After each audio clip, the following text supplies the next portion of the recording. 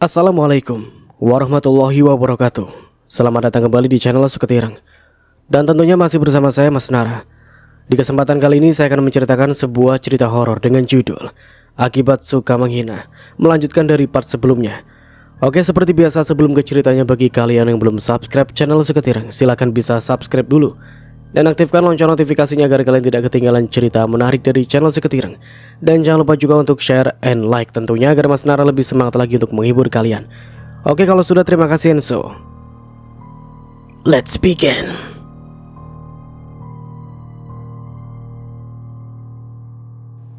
Ya udah noh, busnya udah ada.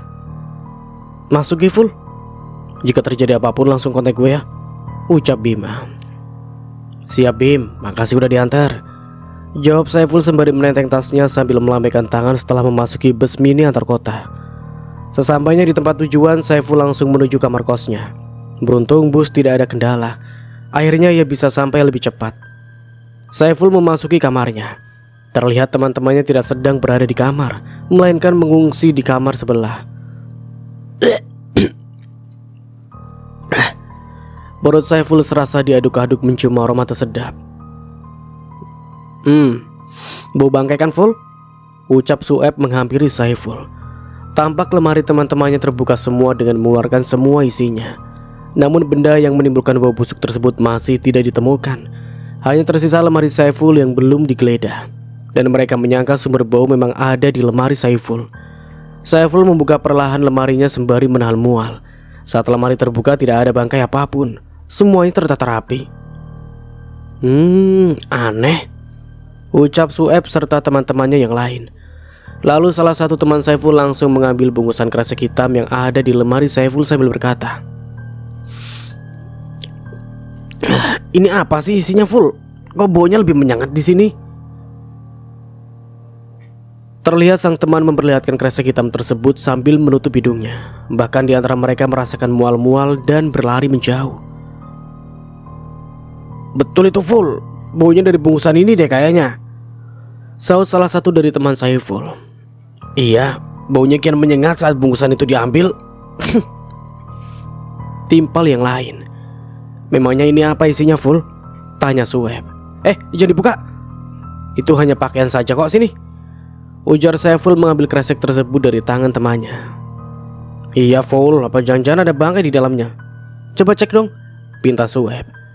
"Sini, biar gue sendiri aja yang buka," ucap Saiful gelagapan. Bahkan dari suaranya ia panik dan terlihat tak nyaman jika teman-temannya mengambil bungkusan itu tanpa persetujuannya.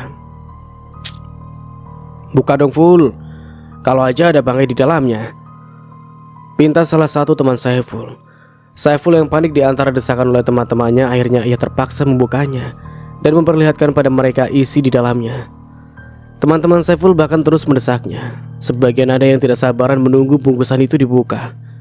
Pergerakan tangan Saiful melambat kala bungkusan itu sudah terbuka. Saiful memperlihatkan pada teman-temannya jika di dalam bungkusan itu hanya berupa pakaian saja. Mereka masing-masing melihatnya dan menganggukkan kepalanya.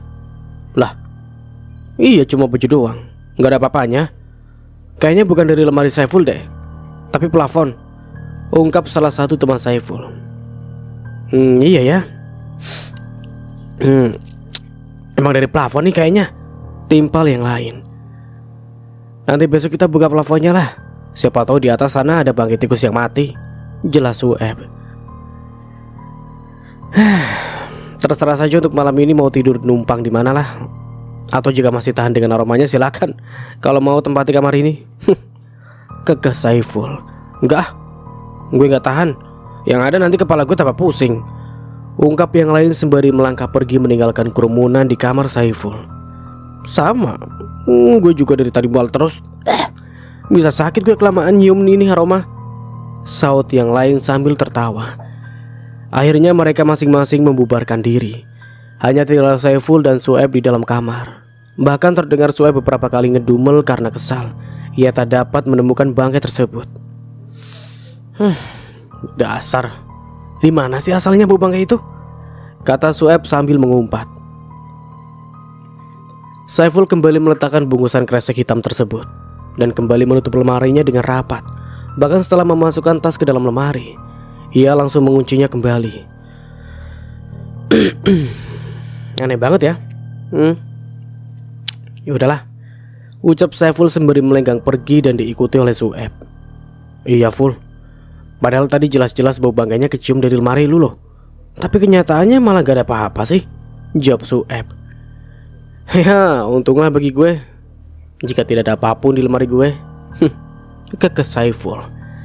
Tapi maksud gue jika bangkai itu cepat ditemukan, maka langsung dibuang dan kita tidak perlu numpang kamar di yang lain, jelas Sueb. Saiful juga turut menumpang di kamar sebelah. Ia akhirnya bisa merebahkan bobotnya. Setelah baru sampai, ia langsung dipinta teman-temannya untuk menyelesaikan masalah bau bangkai tadi. Perasaan Saiful cukup lega karena tak ada bangkai di dalam lemarinya. Tapi ia juga aneh, kenapa bau tersebut ada pada dalam lemarinya. Bahkan teman-temannya sempat mengira jika baunya pada dalam kresek hitam yang tak lain itu adalah pakaian dari Dewi. Beruntung tadi teman-temannya percaya padanya jika di dalamnya hanya berupa pakaian. Ia sempat memperlihatkannya pada teman-temannya untuk memastikan jika di dalam sana tidak ada apapun. Dan untungnya mereka tak ada yang menggeledah atau mengeluarkan pakaian tersebut. Andaikan itu terjadi, kemungkinan besar temannya akan berpendapat aneh pada dirinya karena sudah menyimpan pakaian perempuan beserta pakaian dalamnya. Pakaian dalam tersebut Saiful letakkan di bagian bawah, dan bagian atas hanya kelihatan hanya baju kaos lengan panjang berwarna hitam. Bahkan teman-teman Saiful tak ada yang mengira padahal baju tersebut adalah punya seseorang perempuan. Namun Saiful hanya memperlihatkan dengan sekilas, dan tak ada yang mengira jika itu bukan pakaian dirinya. Saiful merebahkan tubuhnya. Ia teringat belum memberi kabar pada temannya di kampung jika dirinya sudah sampai. Lantas Saiful mengurungkan niatnya untuk tidur, lalu mengambil ponselnya. Bro, gue udah sampai nih, tulis Saiful. Oh syukurlah, balas Bima dengan cepat. Tunggu gue di kota Ful, ketik Ihsan yang langsung memberikan tanggapan. Gue tunggu ya, balas Saiful cepat disertai dengan emoji tertawa. Beberapa kali Bima dan Ihsan saling berbalas pesan di grup WA. Sedangkan Saiful sudah begitu capek dan ngantuk akibat obat yang ia minum. Ditambah badannya masih tidak kurang fit, bahkan kepalanya pun masih pusing. Ful, lu sakit? Lihat nih, muka lu pucat banget, ungkap Sueb ketika melihat Saiful. Iya memang dari kemarin, tapi tetap gue paksain kesini karena bau bangkai itu, jawab Saiful tertawa. Nanti kita cari sama-sama lagi lah. Lebih baik lu gak perlu kerja hari ini, istirahat saja di kamar, ucap Sueb.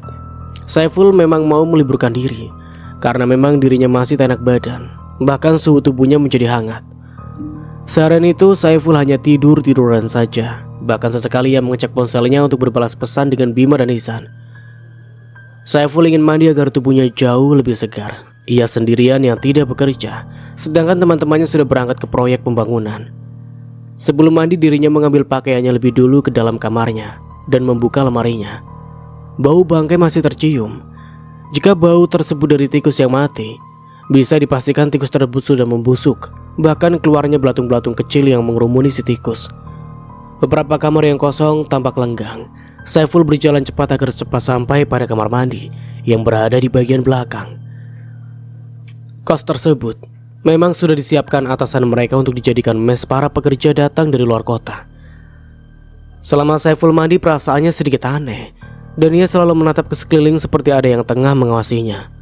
Ia bergegas menyelesaikannya kegiatannya itu, lalu pergi ke kamar untuk secepatnya memakai pakaian.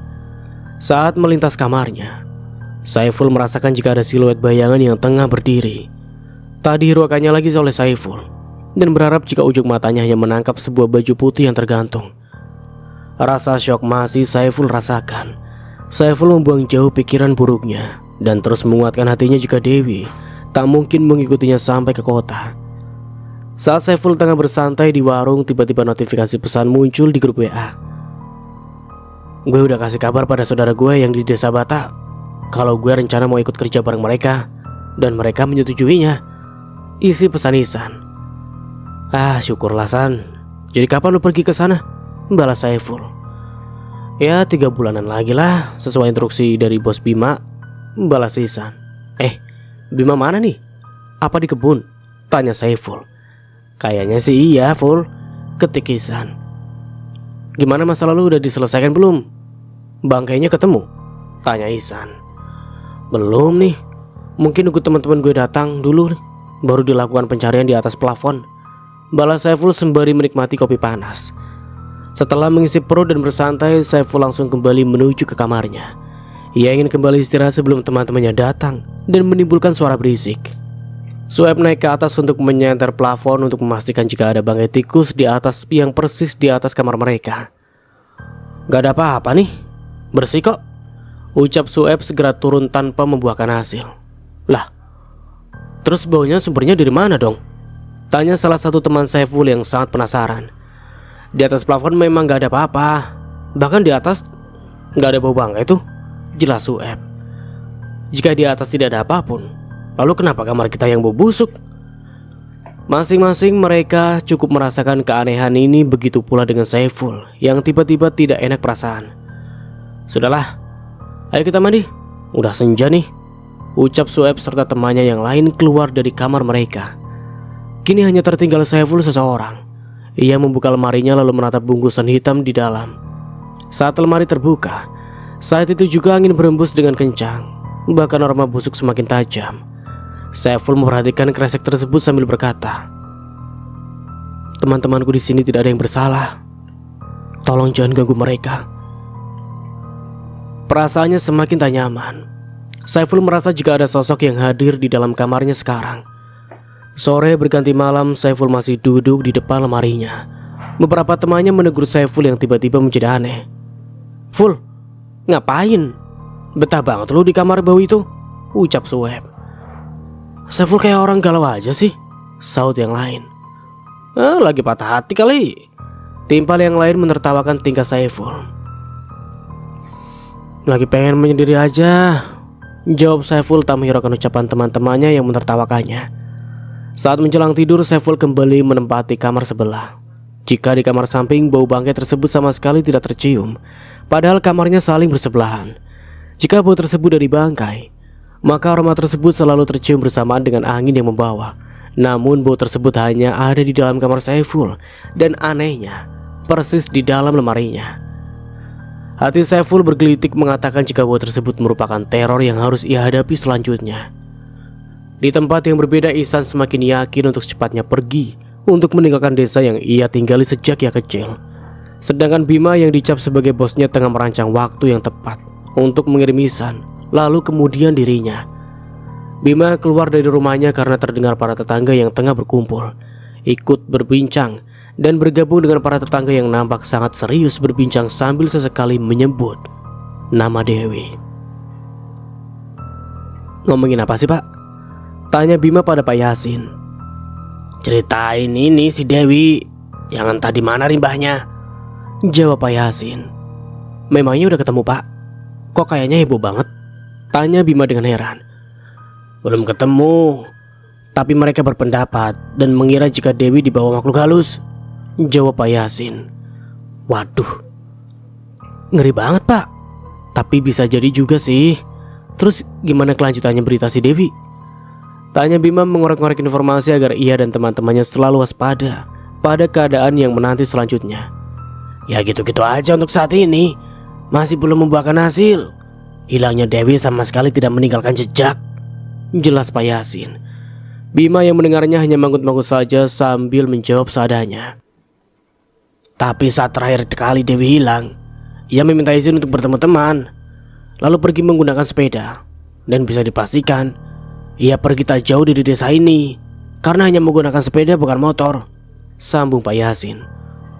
Oh, begitu Pak. HP-nya bisa dihubungi, Pak? Tanya Bima. Ya HP-nya nggak aktif. Terus kelanjutannya saya kurang tahu juga sih, jawab Pak Yasin. Bima mendengarnya hanya menjawab seadanya, sesekali dirinya tertawa karena bapak-bapak yang berkumpul masing-masing saling menebak keberadaan Dewi. Ada yang mengatakan jika Dewi kawin lari bersama pacarnya, ada juga yang mengatakan jika Dewi sengaja kabur karena tak ingin dijodohkan, dan ada juga yang berpikir jika Dewi disembunyikan makhluk gaib. Bermacam-macam mereka saling menebak, namun yang paling lucu jika Dewi sengaja bersembunyi agar namanya viral untuk mendongkrak popularitas menjadi kembang desa. Aneh banget sampai ini Pak punya pemikiran begitu. Ujar Bima terbahak menertawakan tetangga yang bernama Pak Ilyas. Ya kan, saya cuma nebak, Jawab beliau juga terbahak. Macam-macam aja ya, saling menduga-duga yang tak jelas. Ungkap Pak Yasin geleng-geleng kepala mendengar penuturan tetangganya. Ya, sebaiknya diam aja lah. Gak usah menduga yang tidak-tidak. Kita doakan saja semoga Dewi secepatnya ditemukan, tegur Pak RT yang juga ikut nimbrung sedari tadi. Kasihan Pak Irfan, beliau sama sang istri sangat tertekan karena kehilangan putri beliau. Saran saya, jagalah ucapan-ucapan kalian agar tidak menambah beban beliau, sambung Pak RT lagi sambil geleng-geleng kepala. Karena bapak-bapak di desa tersebut cukup menyukai acara kumpul-kumpul begini, lalu mereka akan membahas apa yang tengah ramai untuk saat ini, seperti cerita si Dewi ini. Bima belum juga, ia belum pulang, karena masih asik berbincang agar bisa tahu lebih banyak mengenai perkembangan Dewi. Jika dirinya tahu lebih banyak informasi, maka ia dan teman-temannya agar bisa selalu waspada. Apalagi waktunya sangat genting, mungkin mereka akan kabur secepatnya. Namun dari cerita yang didengar masih sama, masih dalam pencarian. Bisa dikatakan saat ini mereka adalah buronan polisi. Sebisa mungkin biasa saja, bahkan terlihat santai menanggapi jika sedang membicarakan Dewi. Saiful udah balik ke kota ya? Tanya Pak Yasin. Iya Pak, udah, jawab Bima singkat sambil tersenyum. Gimana harga cabai? Masih mahal kan? Tanya Pak Yasin sengaja mengajak ngobrol Bima. Iya Pak, masih, tapi tidak semahal sebelumnya sih. Tapi untuk sekarang syukur banget deh pokoknya, jawab Bima memperlihatkan dirinya dan bapak-bapak yang tengah berkumpul. Namun ada yang membuat Bima terkejut. Ia baru sadar jika ada orang yang tadi kenal ikut nimbrung saat ini. Bima baru saja melihat orang itu. Bahkan sedari tadi, ia seperti tak memperhatikan kapan orang tersebut datang. Ia pikir yang tengah berkumpul saat ini hanya orang-orang kampung saja. Orang tersebut tersenyum ke arah Bima. Bima pun juga tersenyum sambil menganggukkan kepalanya. Pandangan mereka beradu, namun mata orang tersebut sangat tajam. Bahkan sedikit Bima tak nyaman, serasa dirinya tengah dikuliti hidup-hidup. Ngapain Bim senyum-senyum? Tegur Pak Yasin. Siapa itu Pak? Kok saya baru lihat? Tanya Bima. Oh, itu Pak Ferdi. Beliau baru menempati rumah Bu Mega yang dikontrakkan itu, jelas Pak Yasin. Bima hanya menanggapinya beroh panjang saja. Namun Bima curiga jika orang tersebut ada alasan tertentu datang ke desa ini. Bima semakin curiga jika orang tersebut adalah seorang dari kepolisian, karena bisa dilihat dari postur tubuhnya yang gagah juga tinggi. Oh iya Pak, saya pamit ke rumah ya, pengen istirahat nih, ucap Bima berpamitan. Iya Bim, jawab Pak Yasin menganggukkan kepalanya. Bima berjalan menuju rumahnya yang akan segera mengabari teman-temannya untuk memberitahu jika ada orang baru di kampung mereka yang begitu sangat mencurigakan. Di desa ada orang baru yang sangat mencurigakan, yang ngontrak di rumah Bu Mega, tulis Bima pada grup WA. Mencurigakan? Kenapa maksudnya? Balas Saiful cepat. Gue curiga itu adalah mata-mata, jawab Bima. Iya, tadi gue juga ketemu saat di warung, orangnya ngeri, auranya menyeramkan, tulis Ihsan. Curigaan mulu lu pada, mentang-mentang buronan semua orang dicurigai dan dianggap polisi. Balas Saiful dengan emoji tertawa. Emang seriusan kayak polisi full, gue aja serem liatnya, ketik Ihsan membenarkan. Gimana nih? Apa kami perlu secepatnya lari? Tanya Bima. Jangan dulu lah Bim, itu sama aja lu juga bunuh diri dan membuat orang curiga. Apalagi tujuan lu pada keluar kota, balas Saiful menengahi. Saiful yang berada di kota memang merasa lebih aman, tapi kedua temannya yang tertinggal di kampung seperti dihantui rasa ketakutan. Mereka masih berbalas pesan. Bima juga menceritakan berita Dewi kembali. Kabar apa Bim? Tanya Saiful. Orang-orang mengira Dewi diculik makhluk gaib, balas Bima. Bisa jadi, semoga aja jangan sampai ditemukan, balas Ihsan, dan langsung mereka saling mengirimkan emoji. Gue mau cerita nih. Kemarin kan kamar gue bau bangkai ya, tapi sampai sekarang bangkainya itu tidak ditemukan. Dan gue yakin itu adalah ulah teror Dewi, ketik Saiful. Kok gue tiba-tiba merinding full, balas Bima. Sama nih, gue juga merinding, saut Ihsan. Setelah berbahasan pesan misterius, Mereka istirahat, Saiful menatap langit-langit kamar. Begitu pula dengan Bima dan Ihsan, pikiran mereka sama-sama menerawang jauh. Saat Saiful hendak terlelap, ia tiba-tiba hendak kencing, lalu segera keluar kamar dan menuju kamar mandi yang berada jauh di belakang kamar. Leganya, batin Saiful. Saat Saiful menyelesaikan hajatnya, ia membuka pintu toilet. Namun tiba-tiba kembali ia urungkan. Detak jantungnya berdegup kencang saat pintu terbuka. Ada sosok perempuan yang seperti tengah menunggu dirinya keluar. Saiful mengunci pintu toilet. Perasaannya gelisah karena tak menyangka jika sosok itu mengikutinya. Dalam waktu bersamaan, bau bangkai tiba-tiba tercium yang ditimbulkan oleh aroma bangkai yang menguar dari tubuh membusuk itu. Persis di bawah tangga, sosok itu berdiri dengan rambut terurai dan basah, bergeming menunggu Saiful. Beberapa kali Saiful menelan ludahnya. Ia tak mungkin salah lihat. Apalagi sekarang sudah tengah malam dan tidak mungkin itu adalah teman-temannya yang sedang berbuat iseng. Saiful menyandarkan badannya pada pintu toilet. Sekujur tubuhnya merinding. Bahkan jantungnya hampir copot saat melihat sosok berkulit kebiru-biruan itu. Rasanya ingin ia berteriak meminta tolong, namun sayang, antara toilet dan kamar teman-temannya saling berjauhan. Ditambah sekarang sudah tengah malam dan semua temannya bisa dipastikan sudah tertidur. Saiful mengusap-ngusap tangannya. Ia kedinginan tapi berkeringat. Dirasa sudah cukup lama berdiam diri. Saiful memberanikan mengintip dari celah pintu. Saat mata Saiful mendekati lubang tersebut, Saiful kembali menjerit akibat terkejut. Hah! Pekik Saiful. Di saat bersamaan sosok itu juga tengah mengintip Saiful di lubang yang sama. Bahkan tatapan mereka beradu pandang. Bola mata yang menghitam keseluruhan itu menyiratkan kesedihan, bercampur amarah dan juga dendam. Saiful dan sosok itu sangat dekat. Hanya saja disekat dengan pintu. Bahkan aroma bangkai tercium tajam. Bau yang menguar dari tubuh membusuk itu. Bahkan sosok itu seperti membengkak akibat daging yang hampir membusuk dengan daging yang meleleh.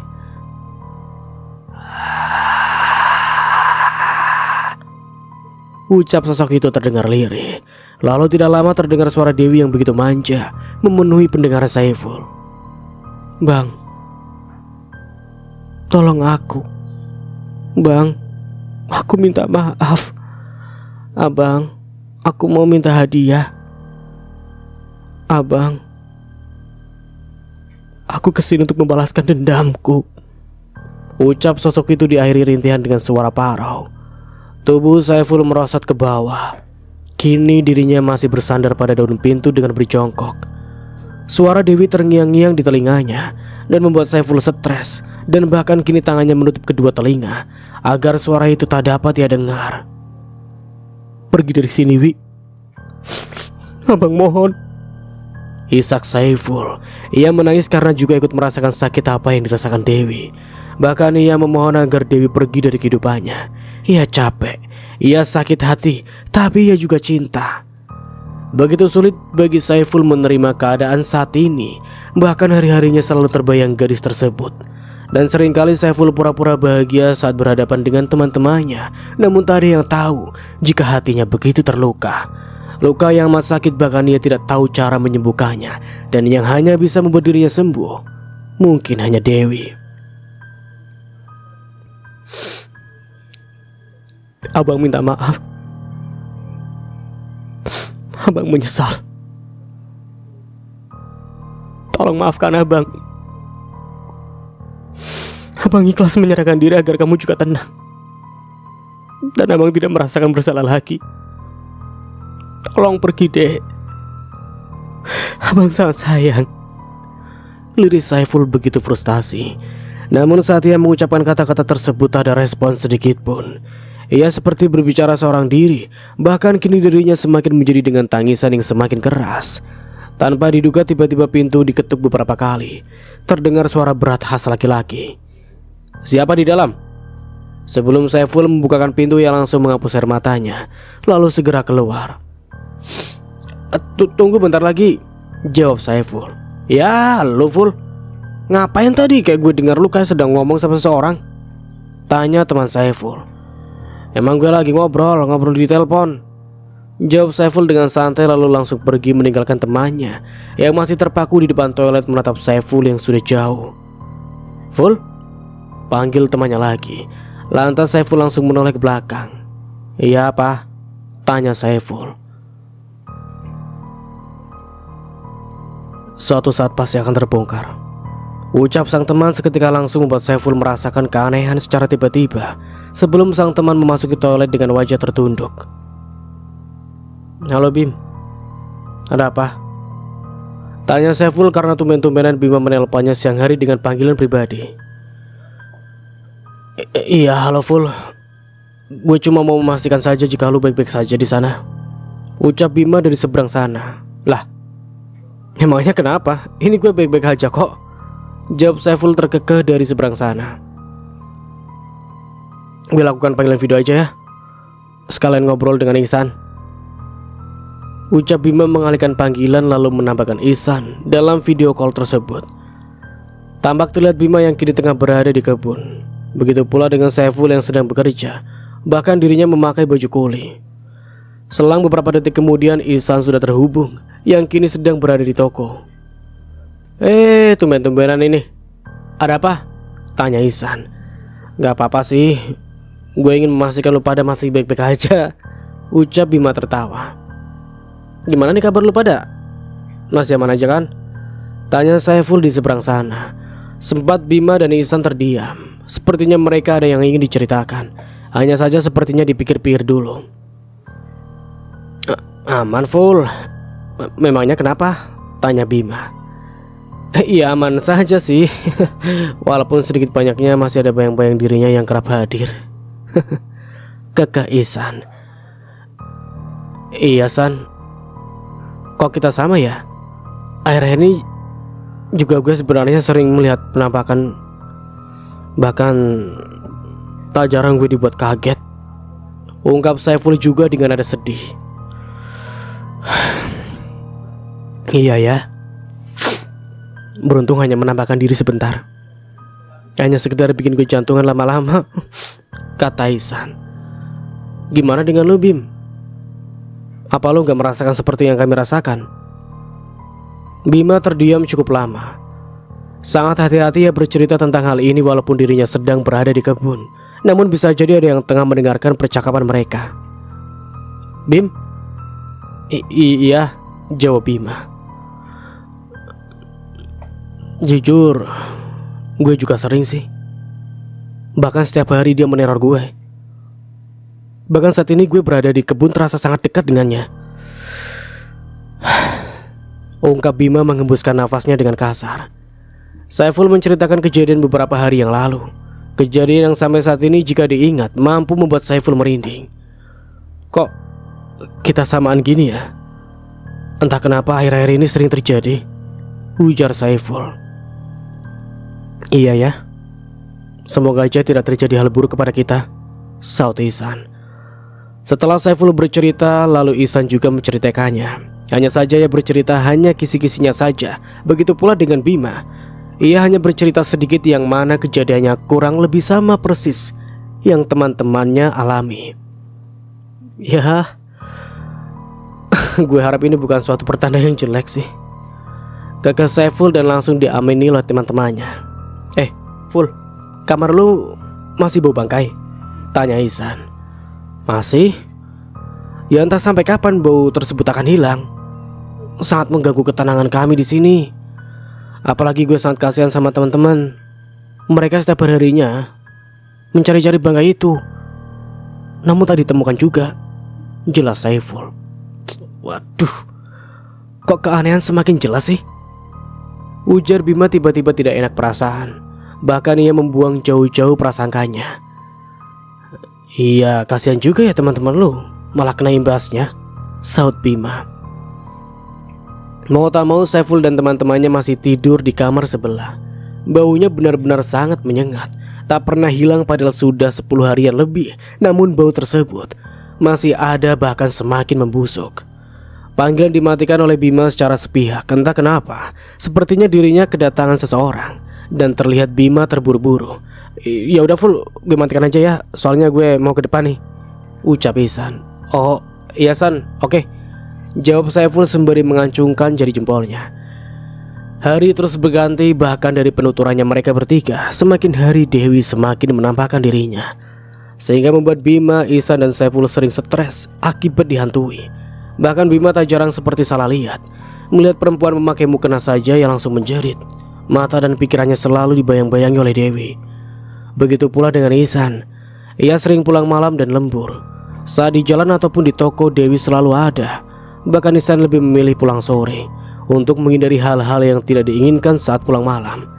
Seperti yang pernah ia alami saat sedang di tempat sepi, motornya mogok dan terpaksa ia mendorongnya. Namun bukan hal itu, melainkan di sepanjang perjalanan ia diikuti Dewi. Adapun dengan Saiful, lelaki gagah dan tahan banting itu seringkali menahan kencing agar dirinya tak perlu ke toilet sendirian saat malam-malam hari. Waktu terus berputar di tengah kesibukan Saiful mendapatkan panggilan dari Bima. Di seberang sana Bima berucap dengan terburu-buru. "Iya Bima, ada apa?" Bima terdiam sejenak lalu berkata, "Yang pernah berkaitan dengan Dewi semuanya dipanggil." "Lah, kenapa memangnya?" tanya Saiful. "Tadi gue juga ditanya-tanya, tapi cuma ditanya singkat. Beruntung pertanyaan tidak terlalu bertele-tele, hanya orang-orang terdekat saja yang dipanggil," jelas Bima. "Terus Ihsan ditanya juga nggak?" tanya Saiful. "Belum tahu Ful, belum ada ngabarin nih," jawab Bima. Ini kembali ramai lagi karena ibunya Dewi semakin stres. Bahkan tadi beliau marah-marah tak jelas pada siapapun dan pada orang-orang yang ditanyai, jelas Bima lagi. Aduh, kasihan sekali perempuan tua itu. Lirik Saiful namun masih bisa Bima dengar dengan membuat Bima terbahak mendengarnya. "Kasihan sama ibunya atau anaknya?" kekeh Bima. Saiful hanya geleng-geleng kepala. Bima terlihat sangat girang. Bahkan lelaki itu selalu tertawa terus. "Ya udah ya, gak ada kesibukan lagi nih. Mau ke warung Mbak Widya, ngurangin stres," ucap Bima terkekeh. Saiful yang mendengarnya hanya membuang nafas. Warung yang disebut Bima ialah warung sekaligus untuk menyenangkan para lelaki. Panggilan dimatikan, sebenarnya ia pun juga stres terus-menerus memikirkan tentang Dewi.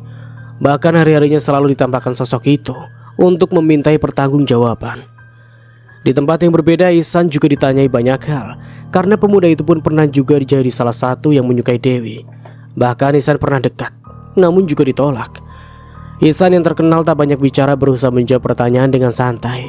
Beruntung saat ditanya-tanya tidak perlu dibawa ke kantor polisi untuk memberikan penjelasan. Hanya sekedar ditanya kedekatan saja yang perlu ditanyakan di hadapan Pak RT dan juga ketua adat. "Pernah suka dengan Dewi?" Ihsan menganggukkan kepalanya. "Tak ada yang bisa menolak pesona gadis itu," ucap Ihsan. "Cintanya terbalas." Lagi-lagi Ihsan menggelengkan kepalanya. "Terakhir kali melihat Dewi sejak kapan?" "Lupa Pak, tapi saya tak pernah berhubungan lagi dengannya," jelas Ihsan seadanya. "Saat Dewi menghilang, apa tahu Dewi sedang dekat dengan laki-laki lain?" "Tidak tahu Pak," jawab Ihsan. Hanya pertanyaan pendek dan pertanyaannya semua sama dengan yang dilontarkan kepada para pemuda lainnya. Dari beberapa pemuda tak ada juga yang masih berhubungan dengan Dewi. Dan terakhir kali Dewi putus hanya dengan anaknya Pak RT. Namun pemuda itu membantah saat dirinya dijadikan tersangka karena ia tak tahu menahu dan dirinya pun juga sudah lama putus dengan Dewi. Rumit sekali, gumam salah satu polisi. Para pemuda masih berkumpul di balai desa, termasuk Ihsan. Mereka berkumpul sembari melihat pemandangan seseorang yang tengah berlarian. Yang tak lain itu adalah ibunya Dewi yang keluar dari rumah. Rambut beliau awut-awutan, berlari tanpa memakai alas kaki, lalu di belakang disusul oleh pembantunya yang kepayahan mengejarnya.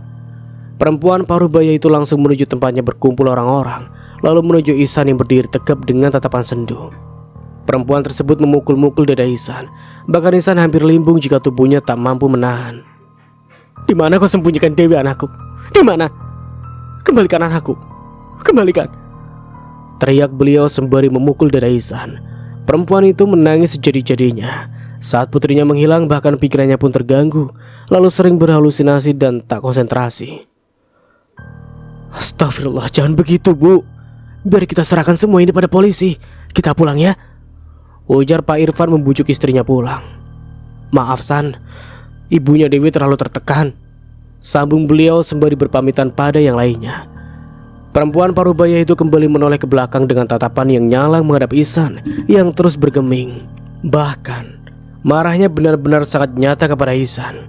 Beruntung tadi Pak Irfan lekas datang dan kembali membawa pulang sang istri. Tidak bisa dibayangkan jika perempuan parubaya tersebut terus-menerus menyalahkan dirinya, bahkan terus memukuli dadanya. Walaupun tak sakit namun Ihsan tak enak karena tak ingin disalahkan. Padahal ada banyak pemuda yang berdiri di samping Ihsan, namun yang dimarahi beliau hanya Ihsan seorang yang disalahkan. Bahkan dari tatapan beliau tadi sangat begitu marah dan sakit hati. Dasar gila tuh, ucap salah satu pemuda tersebut. Gimana gak gila? Anak kebanggaannya hilang tanpa meninggalkan jejak, sahut salah satu yang lainnya yang membuat mereka tertawa bersamaan. Gimana tadi San? Ibunya Dewi tiba-tiba menyalahkan lo? Gak gimana-gimana, ya maklum beliau sudah tidak berpikir panjang lagi akibat stres, jawab Ihsan seadanya sambil mengukir senyum di sudut bibirnya. Rumah Dewi hanya di dekat beberapa buah dari balai desa saat ini. Beliau tahu jika sekarang para pemuda dikumpulkan di sini. Kasihan ya orang tua Dewi, ungkap yang lain. Ya, batin dan pikiran beliau pasti sangat terpukul, sahut yang lain. Ihsan juga sempat memperhatikan Pak Irfan, walaupun beliau tidak seperti istrinya. Tetapi bisa ditebak jika wajah penuh gurau tersebut sedang banyak pikiran. Bahkan mata beliau cekung seperti kurang tidur. Bahkan memprihatinkannya lagi sang istrinya yang tidak bisa diajak bicara baik-baik. Bahkan sering kabur-kaburan jika tanpa sepengetahuan keluarga besar mereka. Saran gue sih ibunya Dewi itu lebih baik dipasung saja daripada menyakiti orang-orang, ucap Bima yang tiba-tiba datang dan langsung ikut nimbrung. Ya lu Bim, kok kesini? Bukannya sudah dipanggil ya? Tanya Ihsan. Kebetulan lewat, ya mampir gara-gara lihat lu, kok wajah lu ditekuk gitu. Tanya Bima memperhatikan Ihsan yang sepertinya kesal. Iya, tadi ibunya Dewi tiba-tiba nyamperin gue dan nuduh gue. Padahal di sini banyak orang khawatir. Orang akan beranggapan aneh, jelas Ihsan. Kok bisa? Ibunya kabur-kaburan. Beruntung tadi Pak Irfan lekas datang dan kembali membawa sang istri pulang, jelas Ihsan kesal. Bima yang mendengarnya hanya tertawa menanggapinya. Ihsan juga menceritakannya jika dadanya dipukul-pukul wanita parubaya tersebut. Ya, kok lu malah ketawain gue sih? Ucap Ihsan. Ya udahlah yuk kita cabut. Udah selesai kan? Ucap Bima. Ya udah, mau kemana memangnya Bim? Kita senang-senang yuk. Pusing banget kepala gue, ucap Bima dan langsung disetujui oleh Ihsan. Mereka akhirnya menuju warung favorit yang berada di kampung ini, warung Mbak Widya, begitu sebutannya. Warung yang menyediakan banyak perempuan mau ditemani minum ataupun tidur dengan bayaran yang sesuai. Warung yang tidak sepi, tak terlihat pelanggannya, namun ada banyak motor yang terparkir di depan warung. Mau ngapain kita kesini Bim? Ya mau senang-senang, pikiran gue ruwet banget, jawab Bima. Ya udahlah, nanti lu gue yang traktir, bisik Bima dan langsung diiyakan oleh Ihsan. Hari terus berjalan, bahkan tidak terasa sudah 3 bulan kemudian. Setelah direncanakan jauh-jauh hari, akhirnya Ihsan lebih dulu dikirim ke kota lalu menuju desa tempat tujuannya tinggal. Akhir-akhir ini mereka saling berkabar-kabaran sangat intens di grup WA. San, lu udah siap? Udah siap kabur kan? Tanya Bima saat panggilan video. Oh udah nih, semuanya udah selesai. Besok sekitar jam 8 pagi ntar gue pergi, jawab Ihsan. Semua rencana sudah matang, bahkan Ihsan sudah siap untuk kepergiannya. Karena sudah terlalu capek hidup di desa, selalu dicurigai orang-orang walaupun bukan hanya dirinya seorang. Ya udah, nanti lu dijemput Saiful dulu di kota. Pokoknya kita saling berkabar-kabaran ya. Jika ada apa-apa telepon secepatnya, ucap Bima menasehati teman-temannya. Siap Bim, habis ini baru lu. Maaf ya, gue duluan dikit, ucap Ihsan tertawa. Lu pada gak usah khawatirin gue lah. Tak ada yang tahu jika gue adalah penjahat sebenarnya. Ucap Bima dengan sombongnya karena seiring berjalannya waktu, keberadaan Dewi masih tak ditemukan padahal kejadian tersebut terus diusut, namun tak membuahkan hasil. Sejak kejadian awal hingga sekarang sudah hampir setahun, mereka sangat pandai bersandiwara, memainkan perannya yang seperti tidak tahu menahu. Walaupun mereka sangat pandai menyembunyikan sesuatu, Tapi mereka hidup dipenuhi ketakutan setiap harinya, dan mereka akan berpindah tempat sekedar untuk membuang rasa stres yang dialami terus-menerus dihantui. "Lu hati-hati Bim di desa," ucap Saiful. Bima hanya tertawa. "Tenang aja lah, udah ya. Gue mau seneng-seneng dulu. Ini gue mau ke warung Mbak Widya." Saat panggilan dimatikan, dengan harap-harap cemas Ihsan menunggu hari esok, hari yang ditunggu-tunggu untuk kabur dengan membawa diri sebagai buronan. Malam itu Ihsan lalui hanya di rumah. Ia sudah menghubungi keluarganya yang jadi persinggahannya nanti. "San, mau ikut ke warung Mbak Widya nggak? Biar gue jemput," isi pesan Bima yang mengajak Ihsan untuk bersenang-senang dahulu sebelum pergi. "Enggak Bim, lu aja, gue pengen istirahat nih," balas Ihsan. "Ya, padahal gue pengen lu ikut biar kita senang-senang dulu sebelum pergi," tulis Bima lagi, dan kembali ditolak Ihsan dengan alasan jika dirinya harus istirahat karena besok pagi ia akan melalui perjalanan jauh. Akhirnya Bima memilih pergi ke warung tersebut untuk malam ini. Ia ingin minum bersama para wanita saja. Ia merasa akhir-akhir ini stres berat karena ia termasuk salah satu yang sering dipanggil untuk memberikan kesaksian. "Sialan, gue malah dicurigai terus," umbat Bima ngedumel di sepanjang jalan. Hanya 2 orang yang dicurigai saat ini, Bima dan satunya adalah anak Pak RT. Namun mereka masih bisa berkeliaran, hanya dicurigai saja, tapi tak ada bukti maka mereka tak perlu diamankan. Malam itu Bima sangat bersenang-senang dengan beberapa wanita bayaran. Bahkan Saiful yang tengah menelpon saja ia abaikan. Baginya tidak penting. Ia memilih duduk bersama para wanitanya yang mampu menghibur dan membuat pikiran tenang. "Minum lagi bang," ujar salah satu wanita sembari menuangkan minuman keras dengan harga yang murahan. Dengan senang hati, Bima meminum apa yang disediakan oleh para bidadari surga di mata Bima. Uang hasil penjualan cabai habis hanya menyewa para wanita tersebut. Bahkan Bima tak tanggung-tanggung mengeluarkannya dari dompetnya yang tebal. "Temanin abang malam ini ya Neng, kita senang-senang," ucap Bima sembari menjawil dagu wanita tersebut. "Iya bang, kami temanin sampai pagi.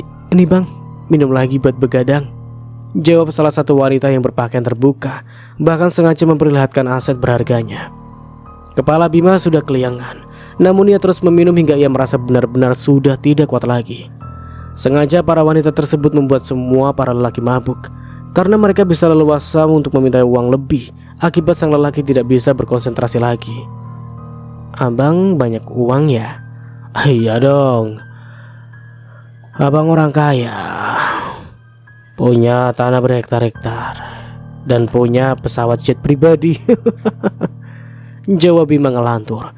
Sedangkan para wanita yang mengelilingi Bima hanya menertawakannya saja. Mereka pun juga tidak percaya dengan apa yang diucapkan oleh Bima, apalagi kini dalam keadaan mabuk berat.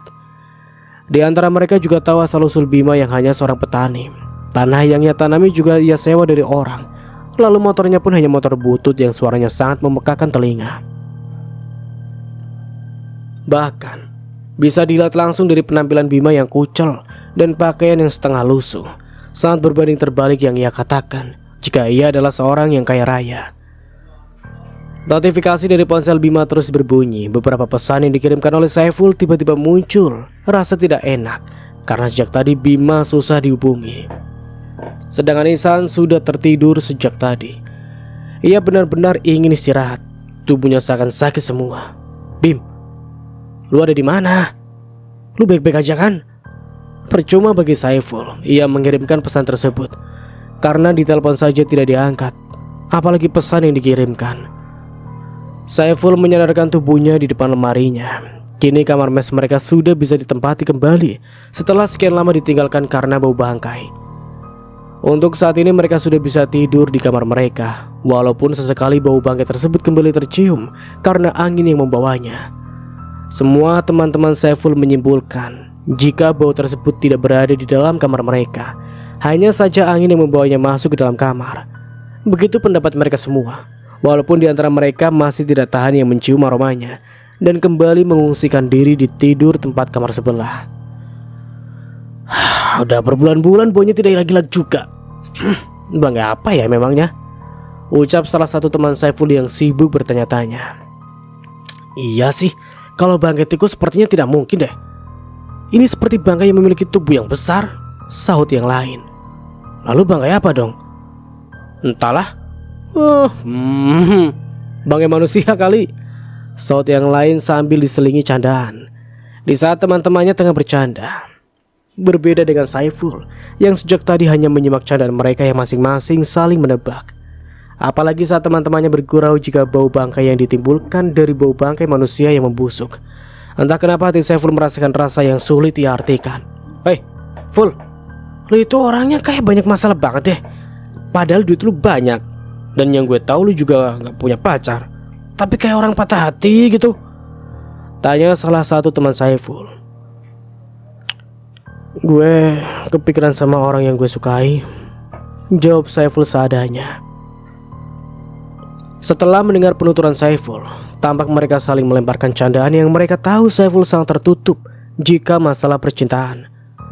Sedang rindu atau sudah putus, bro? Sedang rindu doang, jawab Saiful terbahak. Dan dia juga kompak untuk meladeni teman-temannya yang begitu kepo tersebut. Di tempat yang berbeda, Bima pulang dengan sempoyongan. Ia pulang ke rumah hampir menjelang subuh dengan mata yang berkunang-kunang dan kepala yang begitu sakit. Uang di dompetnya habis. Bahkan penjualan cabai kemarin juga ikut habis, tak tersisa. Namun ada kesenangan tersendiri bagi Bima yang sering melampiaskan pusingnya dengan cara bersenang-senang dengan para wanita. Sebelum azan sudah berkumandang, Bima sudah tiba di rumahnya. Beruntungnya tak pingsan di jalan karena mabuk berat. Baru Bima merebahkan tubuhnya di ranjang. Dengan pandangannya tak begitu jelas, ia melihat bayangan seseorang yang tengah berdiri di ambang pintu. Ngapain lu berdiri di sana, Cit? Tanya Bima heran. Namun saudara yang ia ajak ngobrol sama sekali tak menyahut. Hanya diam, memperhatikan Bima bahkan tak bergerak sedikit pun. Hei, Cit, tutup pintunya, gue capek pengen tidur, ujar Bima lagi. Bima yang kesal akhirnya ia bangkit kembali untuk menutup pintu kamar dan mengusir Citra saudaranya. Bima menarik pergelangan tangan saudaranya untuk meminta pergi menjauh. Tapi saat Bima menyentuh tangan tersebut, ia cukup heran karena tangannya begitu dingin dan kaku. Penglihatan Bima yang buram tak menyangka jika yang saat ini dekat dengannya bukan saudaranya, namun sosok Dewi yang datang. Bima memastikan dan mengucek-ngucek matanya. Masih tak ada respon sedikit pun. Saat sosok itu mendongakkan kepala, baru terlihat jelas wajahnya pucat kebiruan. Bahkan pipinya membengkak. Bukan hanya bagian wajah yang membengkak, tapi seluruh tubuhnya yang mengalami kebusukan. Citra? Tanya Bima terbata. Tak ada respon. Bima memundurkan tubuhnya dan menjauhi sosok itu. Namun tubuhnya tiba-tiba terjatuh karena kesadaran yang mulai menurun. Sosok itu mendekati Bima. Aroma bangkai keluar dari tubuhnya yang mulai kelihatan lebih jelas dengan daging copot dari kulitnya. Gue gak takut sama lu. Dasar perempuan jalang, ucap Bima mencoba melawan. Pergi lu. Lu udah mati. Kecantikan lu udah jadi santapan cacing. Pergi dari sini. Bima terus meracau. Penglihatan Bima saat ini, sosok itu terus berusaha menggapai Bima dengan wajah marah. Tangan dingin tersebut berusaha untuk menggapai Bima, namun bukan untuk mencekik Bima, tapi tangan tersebut berusaha mencengkeram alat kelaminnya. Pekik Bima kesakitan. Ia terjatuh. Lalu tiba-tiba sosok itu menduduki kaki Bima, sedangkan tangannya begitu erat menggenggam berusaha seperti hendak menariknya. Sakit! Teriak Bima berusaha bangkit dan mendorong sosok tersebut. Namun tangannya tak mampu untuk menggapainya. Aneh. Saat Bima berteriak, tiba-tiba saudara Bima berdatangan ke kamar. Terlihat Bima sedang berbaring di lantai. Biasa lagi mabuk tuh, lagi mabuk, ucap saudara Bima yang begitu tahu jika Bima hanya ngelantur.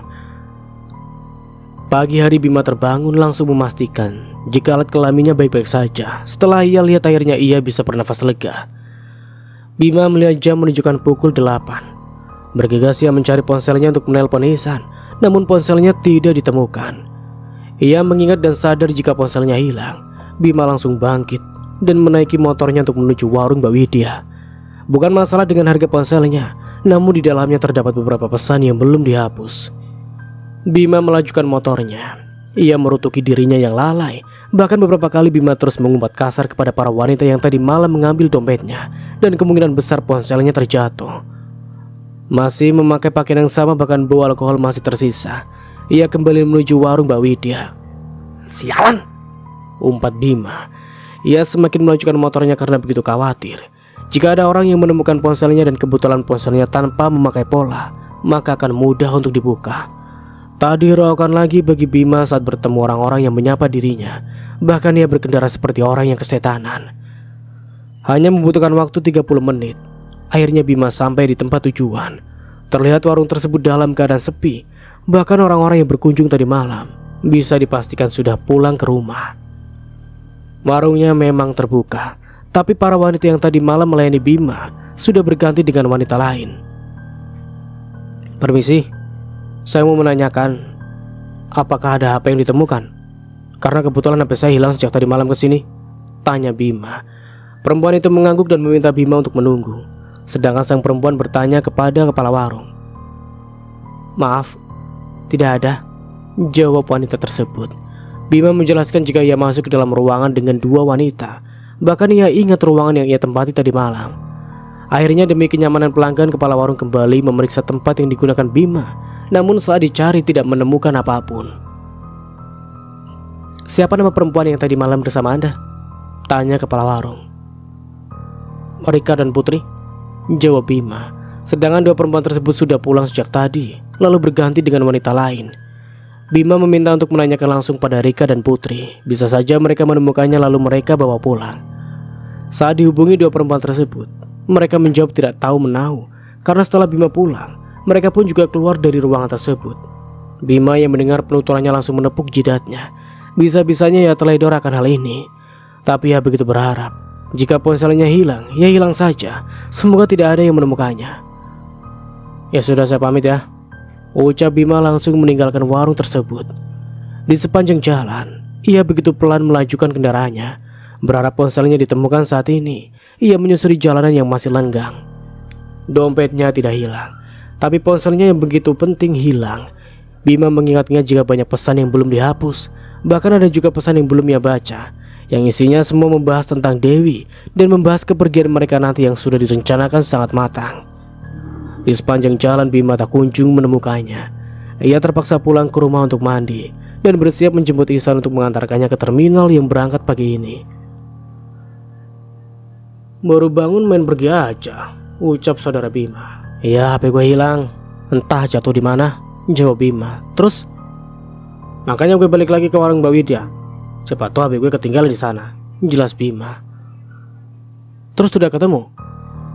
"Belum. Semoga aja HP-nya gak ditemukan siapapun," jawab Bima dan membuat heran saudaranya. Karena Bima seperti sangat ketakutan jika HP itu ditemukan seseorang. Padahal ia begitu mencari, namun berharap tidak ada yang menemukannya. "Makanya jangan mabuk-mabukan mulu. Apa untungnya? Yang ada duit malah habis," cerocos saudara Bima. Tak didengarkannya oleh Bima, ia langsung keluar kamar mandi dan menyelesaikan kegiatannya. "Gak guna mabuk itu. Yang ada bikin berisik. Subuh-subuh mengigau gak jelas," ucap saudara Bima lagi. Bima teringat subuh tadi ia kembali melihat penampakan Dewi yang berusaha menarik kelaminnya. Bahkan sampai saat ini jika ia mengingatnya, ia kembali ngilu. "Emang kenapa gue subuh tadi ngomong apaan?" tanya Bima. "Lu ngeluarin sumpah serapah, bahkan lu seperti sedang berbicara pada seseorang," jelas saudaranya. Bima yang mendengarnya hanya tertawa saja. Beruntung saudaranya tak ada menyebutkan dirinya memanggil nama Dewi. Di tempat yang berbeda, Ihsan begitu cemas karena ia dan Bima sudah membuat janji untuk mengantarkannya ke terminal. Namun sejak tadi ia menunggu Bima tak kunjung datang. Bahkan dihubungi pun tidak bisa, hanya berdering namun tidak tersambung. "Bim, cepetan. Lu di mana, Bim? Jadi antar gue nggak? Gue udah siap nih." Ketika Ihsan beberapa kali mengirimkan pesan, bahkan beberapa kali ia kembali memanggil. Sedangkan Saiful juga merasa cemas karena Bima tak bisa dihubungi sejak tadi malam. Hari ini Saiful memilih bekerja. Namun jika Ihsan tiba, ia akan kembali membawa Ihsan ke mes dia lebih dulu untuk beristirahat.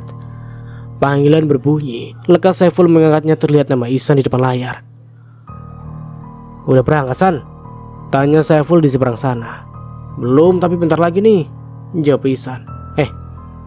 Kok Bima gak bisa dihubungi ya? Bahkan sejak tadi malam," ungkap Saiful. "Tadi malam Bima bersenang-senang di warung Mbak Widya, dan sampai sekarang ia masih tak bisa dihubungi. Ya mungkin masih ngorok lagi," jawab Ihsan terbahak. Kebiasaan tuh anak mabuk sampai subuh, ucap Saiful. Ya udahlah Ful, kalau Bima belum datang juga terpaksa gue naik ojek aja lah. Soalnya kalau Bima mabuk kan gak bisa diharapkan. Ya tidur sampai siang, jelas Ihsan. Ya sana naik ojek aja, gue tunggu di sini ya, ucap Saiful menyetujuinya. Panggilan dimatikan. Beberapa saat Ihsan kembali menunggu kabar sebentar lagi, namun Bima tak kunjung datang juga. Dengan terpaksa ia meminta Mang Dayat untuk mengantarkannya ke terminal.